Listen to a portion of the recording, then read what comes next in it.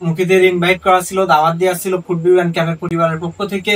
তো আপনারা অনেকেই জানেন মুকিদ কিন্তু থাইল্যান্ড থেকে একটা টুর্নামেন্ট খেলা করে এসেছে এবং মুকিদ হলো বিজয় হয়েছে, তো চ্যাম্পিয়ন হয়েছে। তো তোমার থাইল্যান্ডের জার্নিটা কেমন ছিল?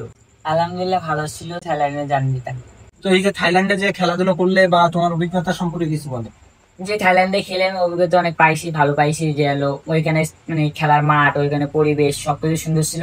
ইনশাল্লাহ মানে সামনে আরো ভালো কিছু করবো এরকম একটা অনুভূতি নিয়ে আইছি। আপনারা শুনলেন মুকিদের অনুভূতি। তো আজকে আর কি ফুটবল অ্যান্ড ক্যাফের পক্ষ থেকে তাকে দাওয়াত দেওয়া ছিল, তো ছোটখাটো একটু আয়োজন করা হয়েছে।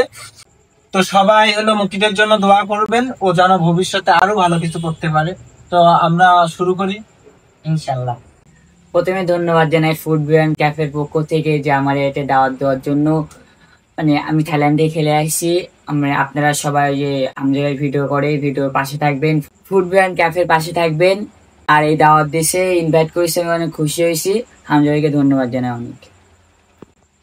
তো ধন্যবাদ সকলকে। তো তাহলে মুকিদ খাওয়া দাওয়া শুরু করো। তো আমরা একটু খাওয়া দাওয়া শুরু করি, কারণ মুকিদ যেহেতু খেলাধুলো করে আইছিল তেমন কিছুই করতে পারেনি, হয়তো বা একটু ভালো করে করলে ভালো হইতো। তো যতটুকু সম্ভব হয়েছে ততটুকু তার আর কি সম্মান দেওয়ার চেষ্টা করছি। আসলে এটা ভালোবাসা এবং সম্মান। বিসমিল্লাহ।